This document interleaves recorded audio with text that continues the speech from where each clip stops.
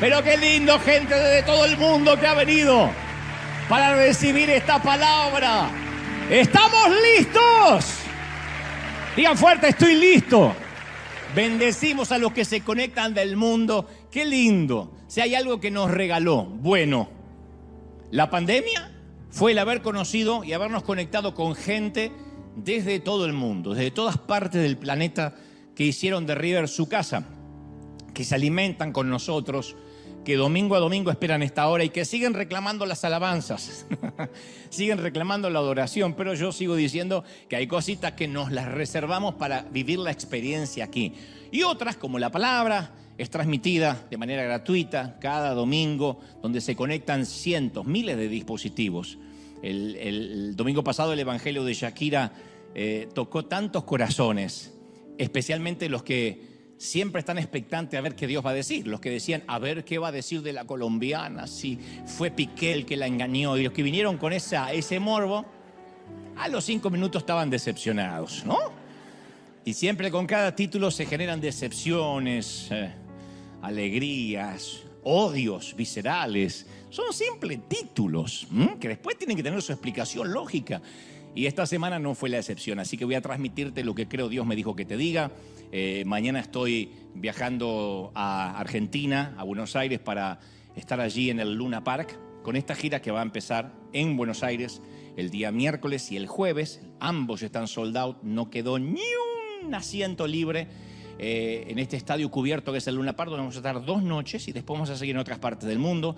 Y le agradezco a todos, a los que hicieron posible, que están mirándome de Argentina y que nos vamos a ver ahí. Y obviamente voy a estar aquí de regreso para el domingo que viene, no voy a faltar. Pero oren para que tenga la fuerza para ir y volver. Es acá la vuelta. ¿Estamos listos? Digan conmigo, estoy listo. Muy bien. Hay una vieja historia que, como toda buena historia, siempre me gusta repetir. Y en lo personal nunca me aburre. Hay buenas historias que yo voy a repetir y que estoy consciente que a medida que me pongan más senil, las voy a decir más seguido. Por eso oro que ustedes envejezcan antes que yo, de manera que no se den cuenta que estoy repitiendo, ¿no? Pero hay historias que son fascinantes, que siempre tienen actualidad, vigencia. Y como quiero regalártela otra vez, es cortita, espero que tampoco te aburra, ni te parezca tediosa. Ni modo, igual te lo voy a contar. ¿Estés de acuerdo o no? No te puedes escapar a esta hora. Resulta que un hombre caminaba por un puente cuando vio a una mujer que aparentemente estaba por saltar al vacío. Y corrió y le dijo, no lo haga, Dios la ama. Y a ella se le llenaron inmediatamente los ojos de lágrimas, porque sí estaba considerando quitarse la vida. Entonces él le preguntó, ¿eres cristiana, judía, atea o qué? Ella dijo, no, yo soy cristiana. Él dijo, yo también. Pero qué mundo más pequeño. Qué providencia. Nos encontramos en esta situación álgida, pero qué lindo. Yo también soy cristiano. Dígame, ¿evangélica o católica apostólica romana? Y ella dice, no, evangélica. Yo también. ¿De qué denominación? ¿Pentecostal? Dígame, ¿pentecostal del norte o pentecostal del sur? Y ella dice, pentecostal del norte. Yo también. ¿Pentecostal del norte conservador o pentecostal del norte liberal? No, pentecostal del norte conservador. Asombroso, yo también. ¿Pentecostal del norte conservador fundamentalista o pentecostal del norte conservador reformado? No, ¿qué va? Pentecostal del norte conservador fundamentalista. Asombroso. Yo también. Pentecostal del norte conservador fundamentalista de la región de las Asambleas de Dios de Oberá Misiones, o pentecostal del norte conservador fundamentalista de las Asambleas Cristianas de los Italianos. No, pentecostal del norte conservador fundamentalista de la región de las Asambleas de Dios de Oberá Misiones. ¡Milagro!, dijo él. Pentecostal del norte conservador fundamentalista de la región de las Asambleas de Dios de Oberá Misiones que usan la Reina Valera versión 1960. O pentecostal del norte conservador fundamentalista de la región de las Asambleas de Dios de Oberá Misiones que usan la Biblia de las Américas.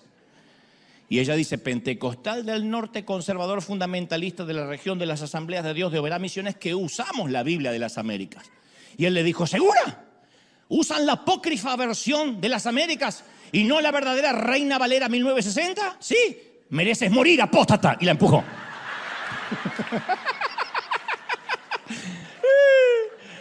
No importaba todo aquello en lo que coincidían. Si había un detalle distinto al suyo, merecía morir. Y la transformaba en enemiga.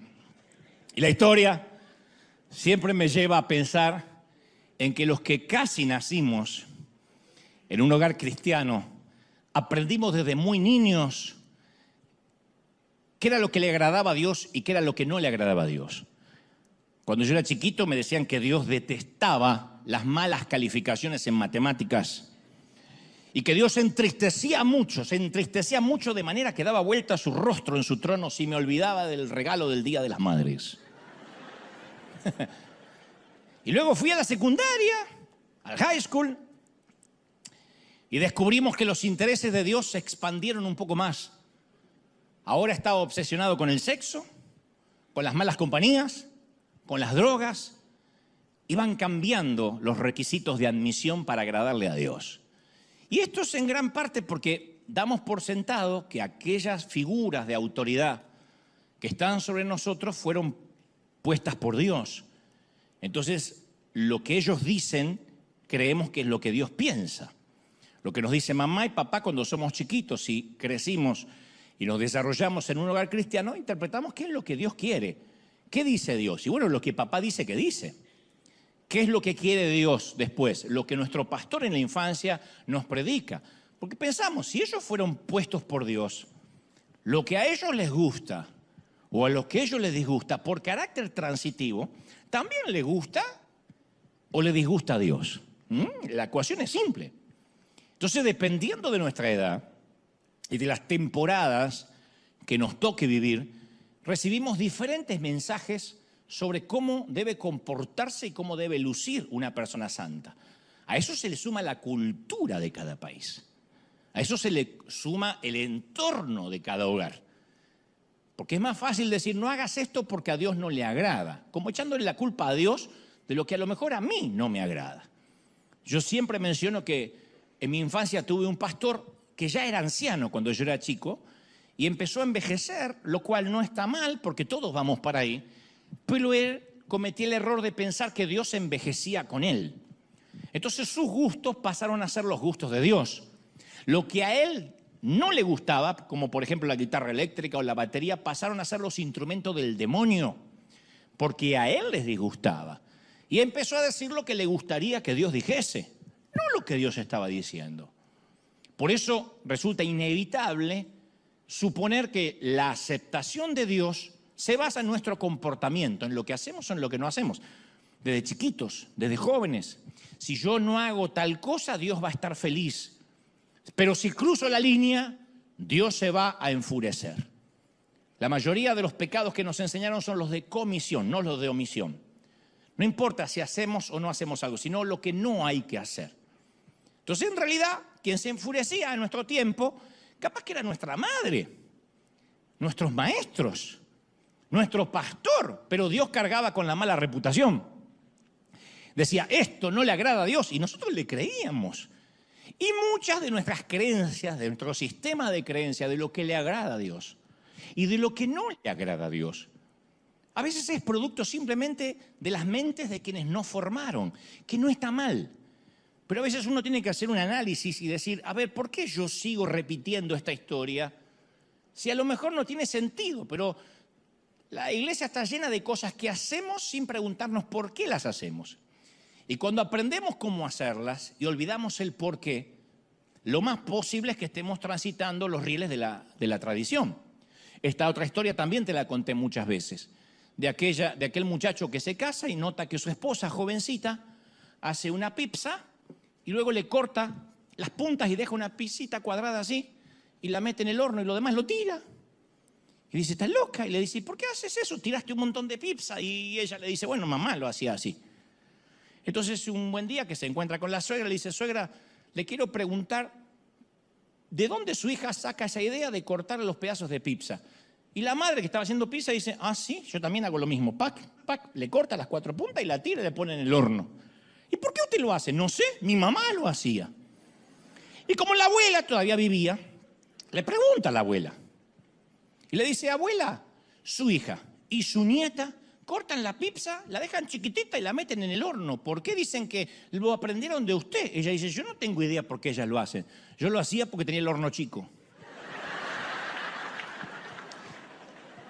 Entonces, hay cosas que vamos haciendo por sistema de creencias. Y no tenemos el valor de decir, ¿por qué es que lo estamos haciendo? Yo crecí pensando que Dios se enfurecía si yo encendía la televisión para ver el viejo Batman, el de Adam West. Si alguien la vio, con Robin, mucho antes que se dijera que eran pareja. En 1966, santas centellas, Batman, ¿se acuerdan? Bueno, yo pensé que eso era pecado porque mi pastor decía que a Dios le desagradaba ese programa. Programa infantil, barroco.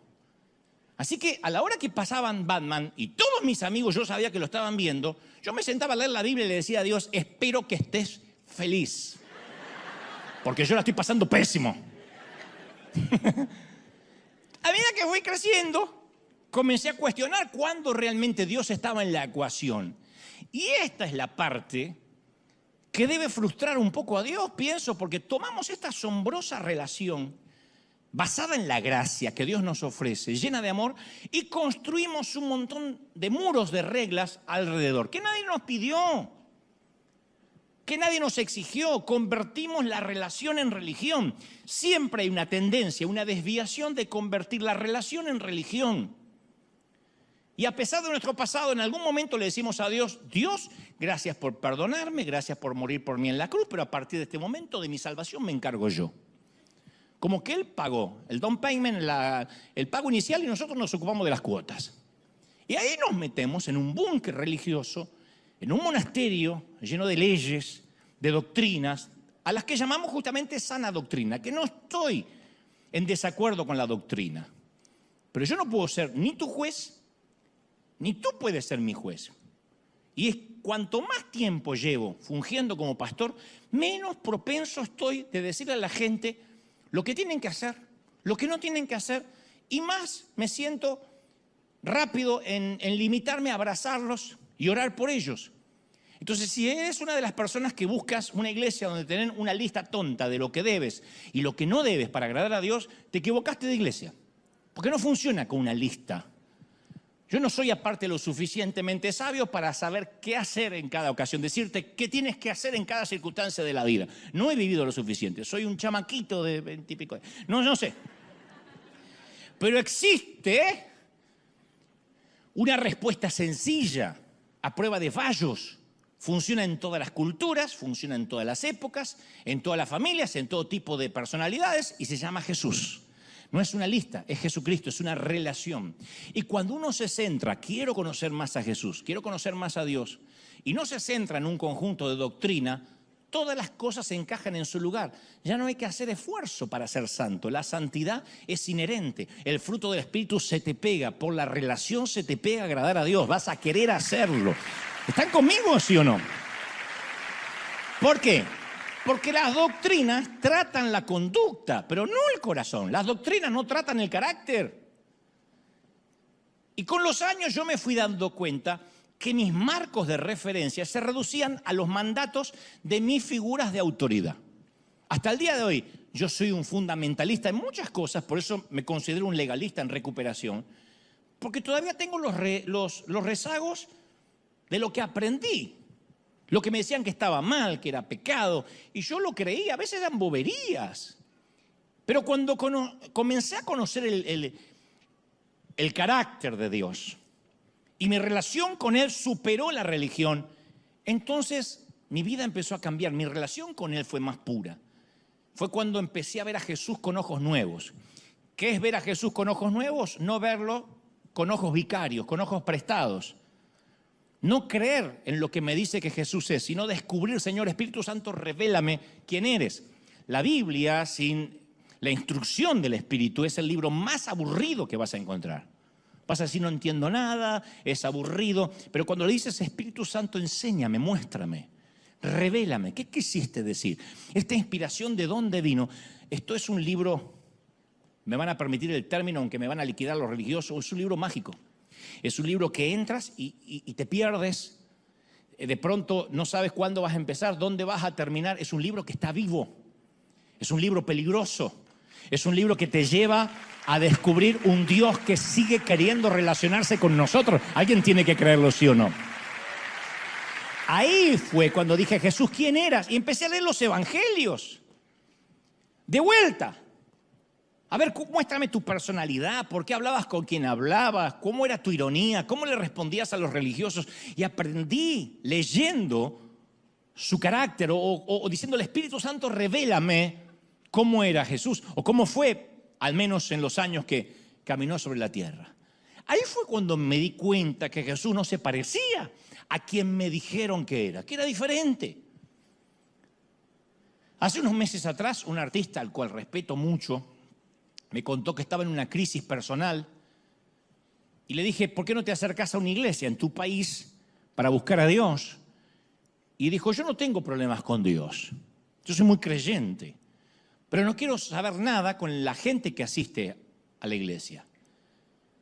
Y yo le dije, ¿por qué tuviste una mala experiencia? Y me dice, no necesito ir, de tan solo ver cómo se tratan entre ustedes. Yo creo que a mí me destrozarían tan solo de verme entrar. Y yo pensé, si eso es lo que algunos ven desde afuera, no es un factor que los cristianos podemos obviar como si fuera un detalle menor. Porque esta es la verdad, si estamos impidiendo que otros busquen a Jesús por culpa nuestra, eso constituye una crisis muy seria. Porque en última instancia, nuestro rechazo predica también el rechazo de Jesús. Y si esto no nos preocupa, es que no estamos entendiendo nada. Nos tiene que preocupar que la gente diga, no. Ahí está lleno de reglas y hay gente que te discrimina y que te señala. Entonces Jesús intentó grabar un axioma en nosotros, un tótem para la vida. Está obsesionado con ello. En Juan 13:35 Jesús dijo, de este modo sabrán que son mis discípulos. Nos dio un distintivo, nos dio una marca, nos dio una credencial, una ID. Dijo, les voy a dar un documento para que cuando digan, ¿ustedes qué son? Este es el modo que los van a conocer. Si se aman los unos a los otros. No hay otro modo. Nunca dijo la doctrina, los conocerán por su manera de vestir, por sus canciones. La única manera que los conozcan, digan, estos estuvieron conmigo, va a ser por cómo se aman entre ustedes. Y en Juan 17:23 añadió, yo en ellos, Padre, y tú en mí. Permíteme que alcancen la perfección de la unidad y así el mundo reconozca que tú me enviaste y que los has amado a ellos como me has amado a mí. Una simbiosis perfecta. Existe una correlación muy clara entre cómo nos tratamos unos con los otros y cómo el mundo relaciona ese trato a cómo es nuestro Dios. Si la gente quiere saber de nuestro Dios, no tiene que escuchar un mensaje nuestro ni nuestras canciones, nos tiene que ver actuar en la semana. ¿Qué deberían deducir los inconversos, los ateos, los agnósticos de nuestra manera de tratarnos y de amarnos unos a los otros? Número uno, que obviamente le pertenecemos a Jesús, porque ¿qué otra explicación existe para una comunidad que se ama tanto? No sabés cómo se llama esa gente, no vi a uno de River hablar mal de otro de River, nunca. No vi ninguna vieja, ninguna hermana enojada porque le quitaron lugar en la fila, no vi. A una le pidieron el asiento y a pesar de que había estado de temprano, dijo, ¿cómo no? Si es por un alma nueva y se levantó. Esto es sobrenatural. Nunca había ninguna llegar al café o al busto diciendo, vengo a buscar la mía, a los gritos. No, es gente que está llena de Dios y de amor. Entonces, ¿deberíamos ser tan convincentes que los demás lo interpretaran como, wow, esta gente es sobrenatural? Eso es lo que dijo Jesús. Que nos vean y digan, esta gente no pertenece acá, porque si pertenecieran acá estarían preocupados por la inflación de Biden, o si en México por AMLO y en Argentina por quien esté en el gobierno, que no sé quién está. No, que tengo que ir esta semana, sí sé quién está, pero a veces uno duda. Deberían decir, esta gente pertenece a Dios. Y según la tarjeta de presentación de Dios, ¿cuál es la tarjeta? Es el amor. Si las personas reconocen que al observarnos está Dios en nosotros, significa de que ese es el evangelio en su esencia. Y si no reconocen el amor en nosotros, no reconocen a Dios, entonces es que nos desviamos de una manera trágica. Número 2, tienen que ver que Dios nos ama mucho. Deberían deducir y decir, estas personas son gente muy amada y están imitando al Salvador. Y si están imitando a su Salvador, debe ser un buen Salvador, porque mira lo amado que se sienten, la amada que se siente. Porque la gente amada, ¿qué hace? Perdona, alienta, sirve, edifica, porque son preciosas para alguien. Viven dentro de un extraño paradigma o paradoja que es primero los demás. Se saca, ¿qué gano yo con esto? ¿Y a mí qué me dan? Se saca el egoísmo porque está lleno de Dios. Eso es algo que solo la gente segura hace, la gente amada. La gente amada y segura dice, no importa lo que yo gano, yo quiero que el otro sea bendecido. El ateo debería vernos y decir, ¿esto no significará que Dios también podría amarme a mí? Yo quiero esa vida. Entonces, en un mundo que nos observa y que está tan lejos de estas conclusiones que te digo que son sencillas, porque no es que nos tienen que ver viviendo en un convento, un pacto de hambre, en un claustro, nos tienen que ver amar. Y si el mundo no ve esto en nosotros, yo creo que nos debería afligir. Yo siempre le pregunto a los amigos inconversos, ¿qué se le viene a la mente cuando yo le digo evangélico? Cuando yo te digo evangélico, lo primero que se le viene a la mente es un pastor a la madrugada diciendo, ¡pare de sufrir! Ya no sufra más, trae la rosa del Sarón, el aceite de Sarón. Cuando yo le digo, no pienses en alguien brasileño, sino alguien de tu país. Y esto es algo que quiero también aclarar. Cada vez tengo más amigos inconversos. Yo sé que esto le produce urticaria a mucha gente, pero cierta vez un pastor le preguntó a otro, pastor, ¿usted conoce algún homosexual o transexual? No, dijo el pastor, Dios me libre de juntarme con esos degenerados. ¿Y no conoce ningún traficante de drogas? Menos. Esa gente pervierte a nuestros jóvenes. ¿Y conoce alguna bailarina del tubo, del caño? No del tubo horizontal, esas son las que hacen ballet, del tubo vertical. Mira cómo conoce el hermanito, ¿eh? De esos clubes para adultos. Y el otro dice, pastor, usted me está ofendiendo. No sé a qué apunta con esto. ¿Cuándo fue la última vez, sigue el otro, que le habló con una prostituta? Pastor, usted está intentando acusarme de algo, soy un hombre de Dios. Y no tengo comunión con ese tipo de gentuza. Y el otro le dijo, me lo imaginaba, por eso su iglesia nunca crece, ni va a crecer. Porque el pastor tenía muchos amigos, gente que compartía sus valores y que iban en la misma dirección moral que él. Y según la definición de Jesús, todas aquellas personas por las cuales este pastor se preocupaba entraban en la categoría de sanos. Los sanos no tienen necesidad del médico.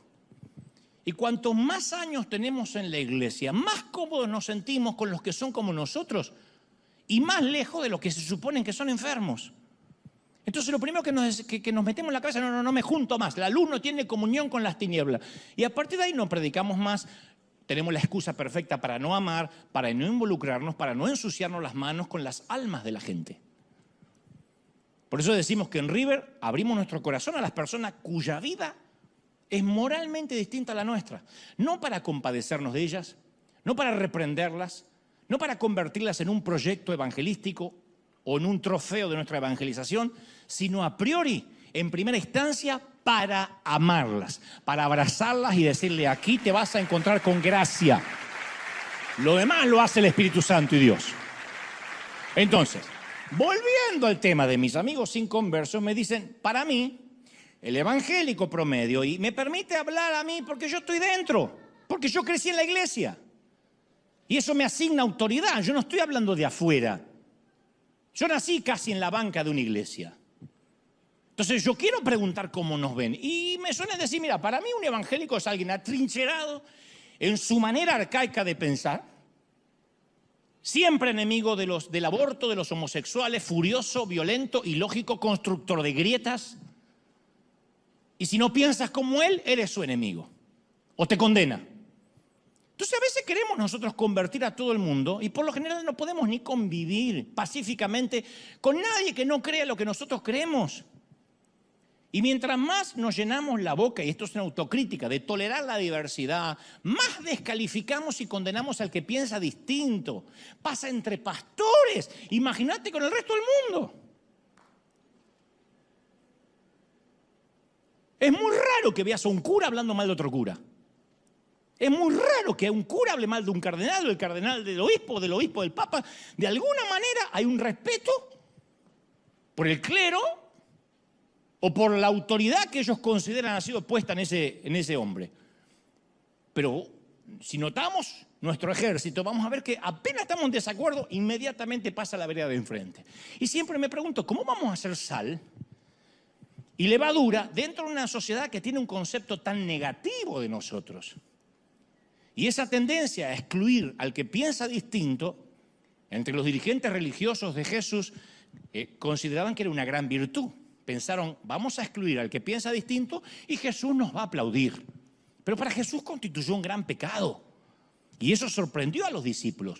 Un día, camino a Jerusalén, estaban los muchachos con Jesús y Jesús quiso detenerse en una población samaritana y no lo recibieron bien. Y sus discípulos preguntaron, uno, para hacerse el súper espiritual, Señor, ¿quiere que hagamos caer fuego del cielo para que los destruya? Creo que era chileno, dijo, ¿quiere que hagamos caer fuego del cielo para que los destruya estos huevones? Y pensaban que Jesús, no, lo digo por mi amigo Ulises Oyarzún, que está acá, pero Judas, todos estos eran todos chilenos, me dijeron, pero después Dios los perdonó. Cuando él habla, cuando él predica, dice que Judas era argentino y esta es mi venganza. Dice que Judas dijo, ¿seré yo, che, el que te voy a traicionar, macho?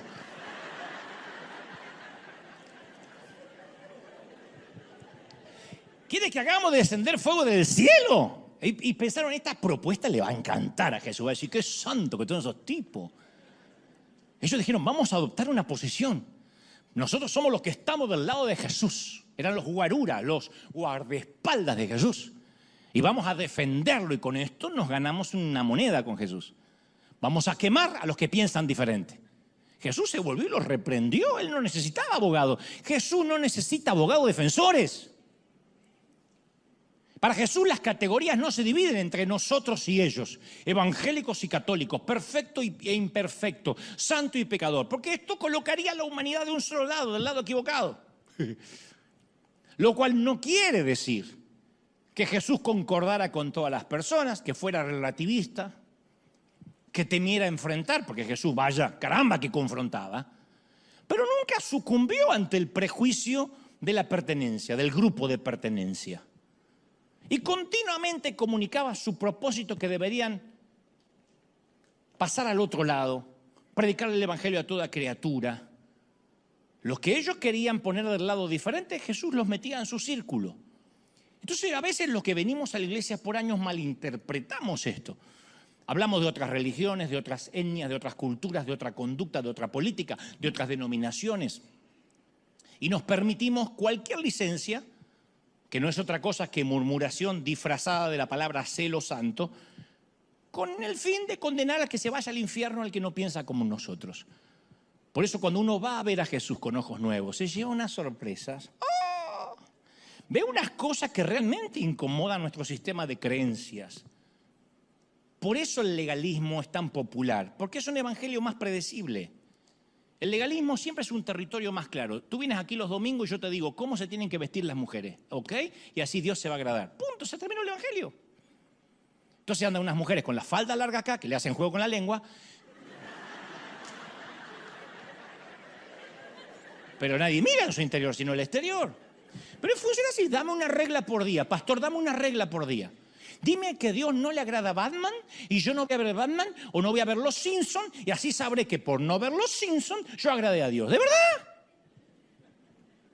No, no, es que si puedo marcar los límites voy a estar tranquilo en cuanto a mi estatus evangélico.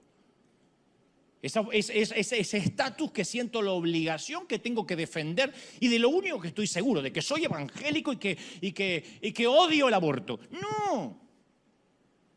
El camino más fácil siempre es marcar reglas. Hasta para mí es sencillo predicar un sermón legalista. Porque así yo logro que la mayoría que está acá tenga culpa y pase el altar llorando. Empiezo a decir, aquellos que tuvieron pensamientos promiscuos de sexo esta semana, aquellos que miraron pornografía, aquellos que se masturbaron, aquellos que miraron el trasero ajeno, no queda uno sentado en la silla.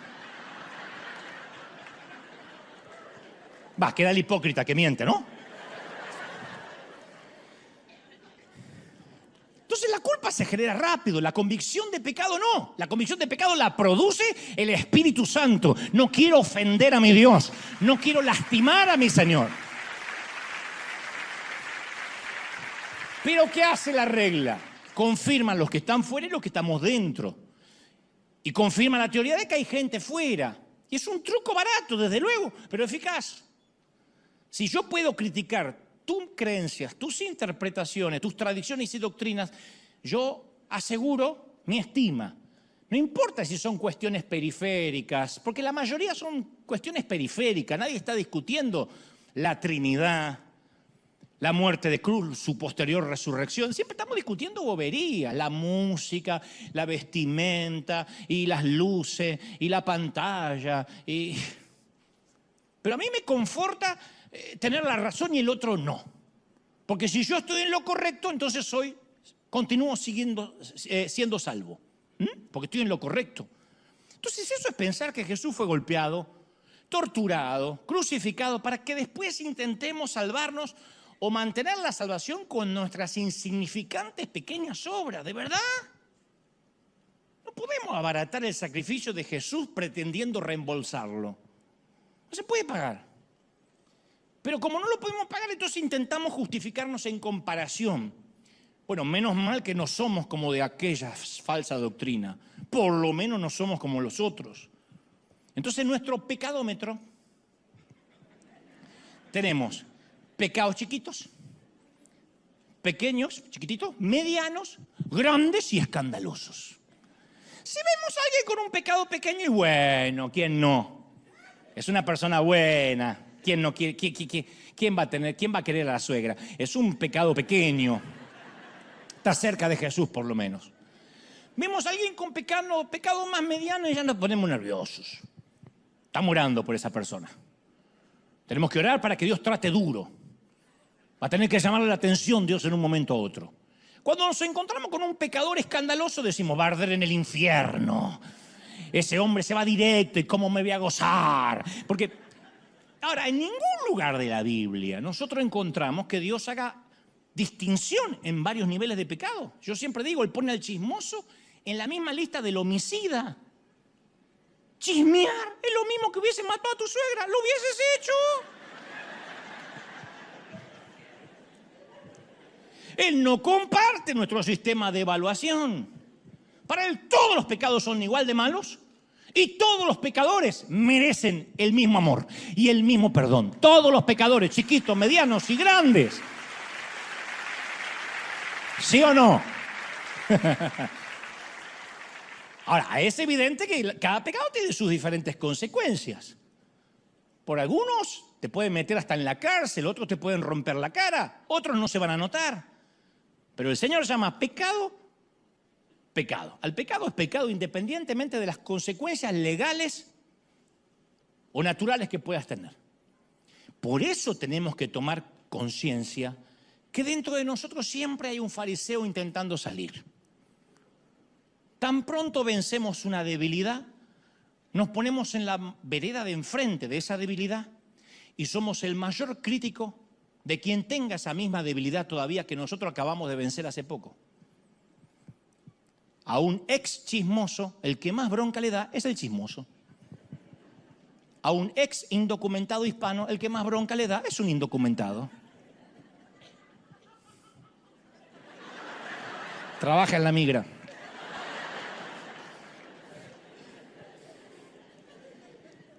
criticar las malas acciones de los demás resulta más cómodo que tratar con las propias, siempre más cómodo. Si no, no habría haters, no habría odiosos en las redes cristianas.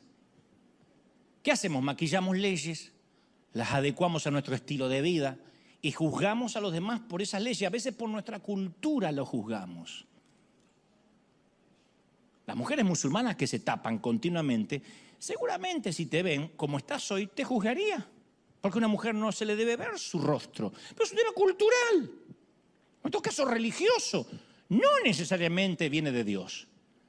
Y Jesús se juntó con lo que hoy equivaldría a, porque a veces decimos, sí, cobradores de impuestos, como que se juntó con el que cobra el IRS o la FIP en Argentina o Hacienda en España. No, él se juntaba con proxenetas, prostitutas, tratantes de blancas, narcos, travestis y drogadictos, lo que hoy sería esa gente. Porque en la cultura de la época, comer con esa gente implicaba que se identificaba con esa gente. No comías con quien no te identificabas, por lo menos para un judío. Y Jesús se relacionó con todo tipo de gente que los judíos respetables evitaban. Ninguna persona que se respetara a sí misma se arriesgaría a hacerse amiga de esa gente para que no se los culpara por asociación. Predicarles, reprenderlos, criticarlos, hasta burlarse de ellos, incluso hubiese sido aplaudido. Pero nunca sentarse a comer. Y por sentarse alrededor de la mesa, contar chistes y disfrutar juntos, lo llevaron a Jesús a la cruz. Porque eso era quedar pegado. No había redes, pero lo veían. Y a Jesús no le importaba el escándalo. Le gustaba pasar tiempo con los pecadores. Pasó gran parte de su tiempo juntándose con la chusma, con gente rota.